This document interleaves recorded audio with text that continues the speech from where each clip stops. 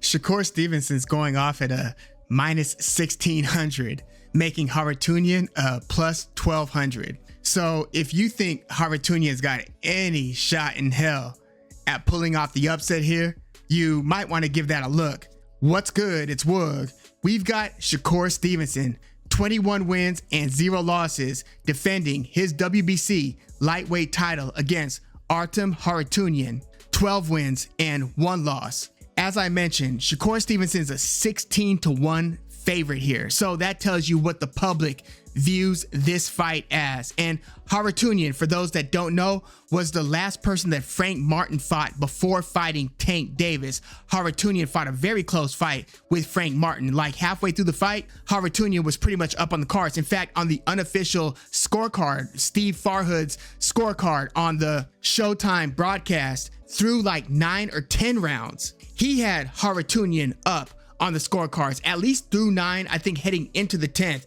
And Frank Martin scored a knockdown in the final round, so he had to rally back to beat Harutyunyan via unanimous decision. But Shakur Stevenson, I mean, you want to talk about recency bias. When Shakur Stevenson's usually coming off of a spectacular performance, like his win over Jamel Herring, his win over Oscar Valdez, his knockout in his lightweight debut against Shishiro Yoshino, in performances like that, you've got several people in the boxing community who will place Shakur Stevenson in the top 10, like in the lower part of the top 10. And you will have a lot of people thinking he could beat Devin Haney, thinking he could beat Tank Davis, Lomachenko, thinking that he's pretty much the best fighter in and around that division. But then when you get his less spectacular performances, like his, careful unanimous decision win against Jeremiah Nakathila, his unanimous decision win over Robson Conceição. Conceição, by the way, is going to be on this undercard challenging O'Shaquie Foster for his 130-pound title. And Conceição is a pretty damn good fighter. Like, he just fought a draw with Navarrete in his last fight. But when Stevenson beat Conceição, it was pretty competitive, and maybe people thought that Shakur Stevenson was going to shine even brighter. And plus, he had just lost his 2 130-pound titles, WBC and WBO belts on the scale, just before fighting Conceição. So then they kind of negotiated how much Shakur Stevenson would pay up to let the fight proceed. And again, the fight itself wasn't fireworks, so that kind of readjusted what the crowd was saying about Shakur Stevenson. And then obviously in Shakur Stevenson's last fight against I would say the very talented Edwin De Los Santos, that was pretty much like a 12-round standoff where nobody was really taking risks. And it was a boring fight. It was a boring fight to watch. There weren't a ton of punches thrown. There certainly wasn't a lot of meaningful contact throughout the fight. Shakur Stevenson won that via unanimous decision, but that one really left a bad taste in much of the boxing public's mouth, including Shakur Stevenson's. Like, he wasn't happy with that performance. He later said that he had a hand injury coming into the fight, but he said that he wasn't pleased with that performance. In fact, he really sounded pretty despondent in the post-fight in-ring interview, like basically saying, maybe I need to give myself a break. Maybe I'm kind of hurting myself by doing nothing but training. Maybe boxing is taking up too much of my life and I need to take a step back. That was kind of the energy that Shakur Stevenson had after, again, that very lackluster performance against, again, who I see as being a very talented fighter. The guy stopped Jose Valenzuela, dominated Joseph Adorno. But yeah, Shakur Stevenson versus Edwin De Los Santos was not a pleasant fight to watch. But that is how Shakur Stevenson earned a share of the lightweight title. That's how he won the vacant WBC lightweight title. So, I hear a lot of even boxing experts refer to Shakur Stevenson as a 2-division belt holder, but no. Remember, back in 126, he had beaten Joet Gonzalez, a then undefeated Joet Gonzalez, for the vacant WBO featherweight title. So he's won a belt at featherweight, he won 2 belts at 130, and now he's a WBC lightweight champion. So at the age of 27, Shakur Stevenson is already a 3-division champion. He's undefeated. If you are not happy with the strength of his schedule, it's not his fault. He's been calling out Lomachenko, Devin Haney, even like the William Zepedas and Pitbull Cruzes. He's been wanting to fight these guys, Tank Davis as well. Although I will say that when Devin Haney kind of gave him a bad offer, percentage-wise, a lot of people think that Shakur Stevenson should have just taken that. He should have just called Devin Haney's bluff, said, okay, I'll take less money to, for the opportunity to fight you.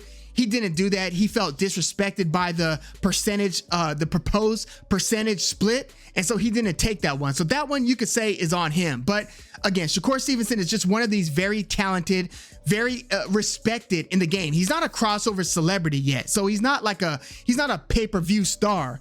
But within the boxing realm, the boxing community, he is about as respected a young talent as there is in the game. And his close affiliations with Terrence Crawford, his mentoring, so to speak, of Keyshawn Davis, his relationship with Andre Ward just kind of adds to that. Yeah, this is a camp that's got their stuff together. This is a team that really, emphasizes the sweet science and has a lot of special pound for pound level talents within their ranks. So yeah, Shakur Stevenson is cut from that cloth, boxing wise. And he's kind of been looked at as the fifth of the four kings, or the four princes. And they got opportunity at different levels, different stages of their career. Tank Davis is a little bit older than the others. So Tank Davis was a name, a pay-per-view star before they started getting big opportunities. So he was the first to blow. And then Teofimo Lopez took that big chance and beat Vasily Lomachenko, making him kind of a made man in the sport. So that was his opportunity and he seized it. Devin Haney first was fighting, those step-up opponents like Jorge Linares, Jojo Diaz, and then he got his big opportunity becoming undisputed against George Kambosos, beating him, dominating him twice, and then fighting Lomachenko, winning that close disputed decision. And Ryan Garcia's trajectory was a little bit different because he came in more famous than he was good or proven. So he had the following on social media, so he was able to get fights that you could say his resume didn't really merit. Plus he was highly favored at Golden Boy, so he was a Golden Boy star pretty much from the onset. So his first meaningful, huge step up was against Luke Campbell, then later on against Gervonta Davis, and then obviously more recently against Devin Haney. But Shakur Stevenson was always like a division or two lighter than the other guys. Like when the other guys were at 135, he was like at 126, then 130. By the time he gets to 135, most of them are moving on to 140. Obviously, Tank Davis is still at 135. Vasily Lomachenko is still at 135. But yeah, Shakur Stevenson, a lot of people want to see him fight Lomachenko. I feel like the public split. Some people want to see Loma versus Tank. Others want to see Loma versus Shakur Stevenson. And the idea is that the ship has sailed with the idea that Lomachenko could beat Tank. Some people think that at 36, he still has a good shot at beating Tank. Others think that his window of that fight should have been made a couple years prior is what other people think.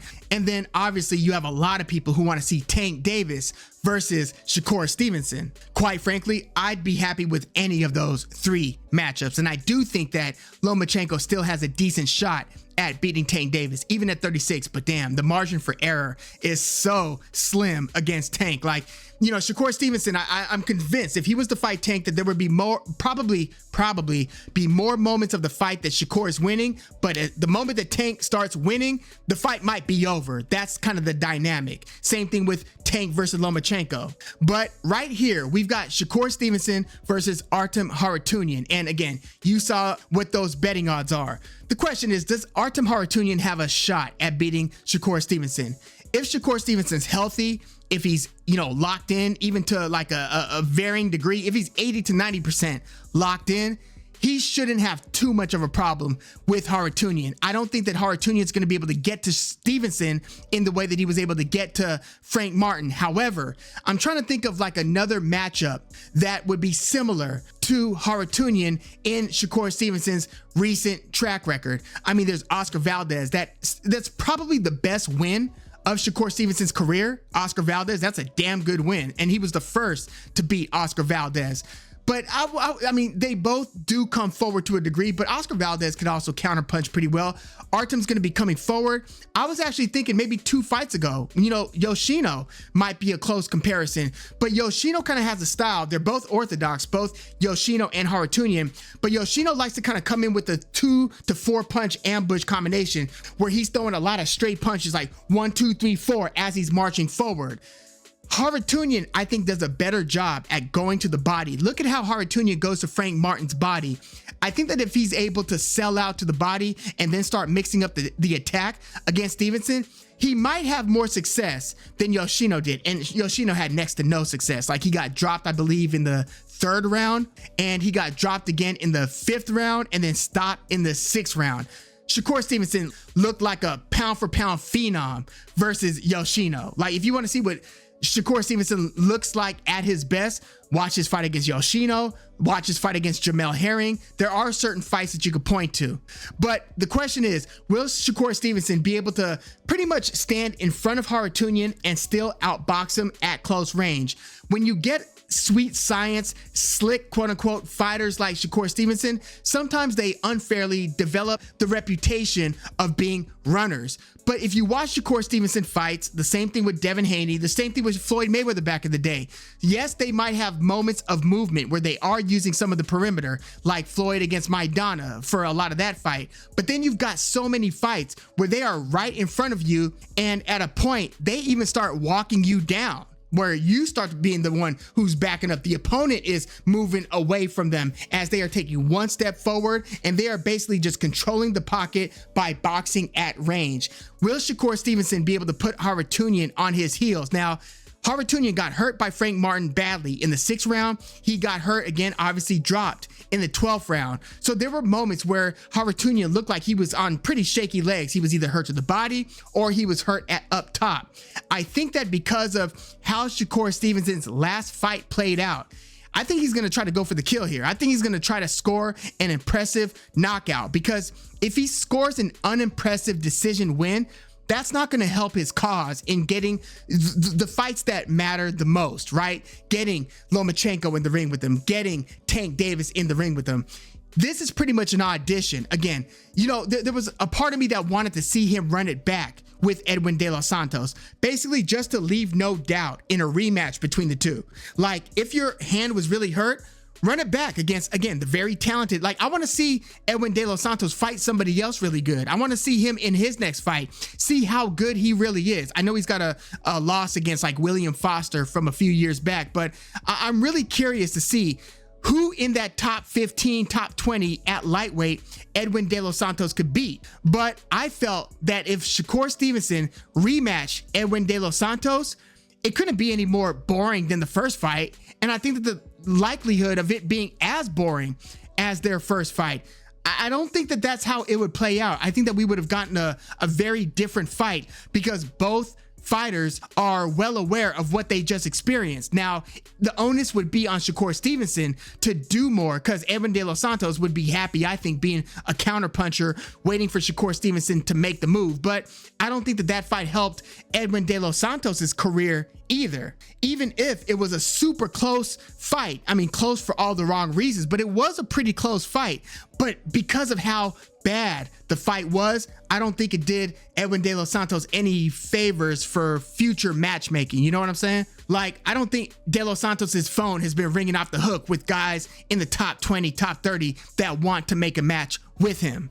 And the fight, obviously, again, didn't do Shakur Stevenson any favors. So I think that he's going to try to show out against Harutyunyan. And I wouldn't be surprised if he gets off to a hot start.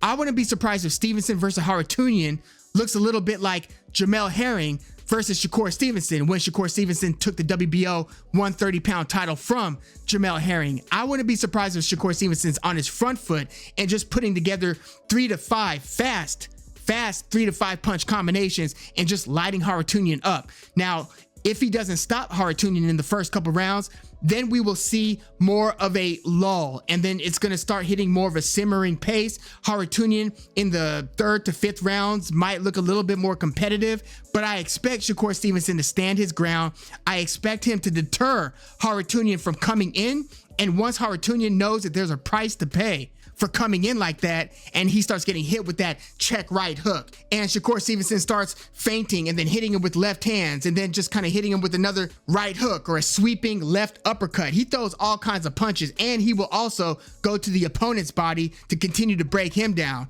I think that Shakur Stevenson should have this one figured out within the first 3 to 4 rounds. And even that is in the absence of a hot start from Shakur Stevenson. So I'm more expecting a hot first round from Shakur Stevenson, but even if he starts off a little bit cautious and a little bit slow, which again, I don't expect him to, but if he takes his, the first round to 2 rounds to download the data, as they say, I think that he should have it figured out by like the 3rd or 4th round. And then it's all downhill for Harutyunyan from that point on. That's kind of how I see this one playing out. I think that this should be one of Shakur Stevenson's more impressive performances. And I actually think that he will get the stoppage here. I think that he would be very disappointed with the decision win. I think that he really wants those bigger fights. He's 27 years old, so I think he's a little bit frustrated and pretty tired of waiting. And you know what? If he doesn't get Vasily Lomachenko or Tank Davis in his next fight, because another one of the things here is this is his last fight under his current contract with Top Rank. Reportedly, this is supposed to be his last fight with that promoter. So we'll see if he re-signs. We'll see how hard, Top Rank tries to keep him. We'll see if he stays with Top Rank, goes somewhat free agent, tries to do the Devin Haney thing, or if he signs with another outlet, whether he signs with, Matchroom, whether he does a 2-fight deal, 4-fight deal. We'll see how he tries to navigate going forward. But again, it would behoove him to have a very impressive performance against Harutyunyan here. Like, this is like one of those NBA players who's in a contract year, who's then going to show out so they could get the big dollars. If Shakur Stevenson wants more leverage going into his next contract, he's got to do very well against Harutyunyan. And I think that he will do well against Harutyunyan. But again, even if, regardless of who he signs with, we'll see how that plays out. But if he doesn't get Lomachenko or Tank Davis, I would love to see him fight William Zepeda. I just think that in this division right now, it's 2 guys that there aren't too many elite fighters that want to fight Shakur Stevenson, that want to fight William Zepeda, even though I think that because of Zepeda's high volume style, I think that Tank Davis would put his lights out. I do. But Shakur Stevenson versus William Zepeda, because both of these guys are in like the top 6 in the division. I know Stevenson's got a belt, Zepeda does not, but because of where they stand in the division, I think that would be a very relevant fight. But yeah, let me know your thoughts on this one. Again, I'm taking Shakur Stevenson to win via, I would say, like mid-round, somewhere between the 6th and the 8th, 9th round stoppage over Harutyunyan.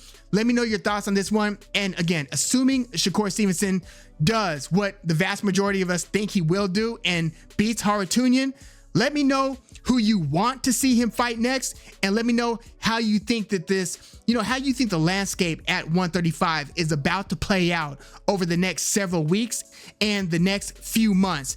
How do you see the matchups being made between, Tank Davis, Lomachenko, Shakur Stevenson, William Zepeda, who is actually about to fight Giovanni Cabrera. Giovanni Cabrera is the guy who had a pretty good performance against Isaac Cruz. Wasn't a great performance for Isaac Cruz. So I'm actually kind of curious as to what William Zepeda is going to look like against the taller, pretty decent defensive boxer Giovanni Cabrera. I'm pretty curious on that one. But yeah, let me know how you think things are going to shape up in this division in the comments. Like the video, subscribe to the channel if you are into the fight talk.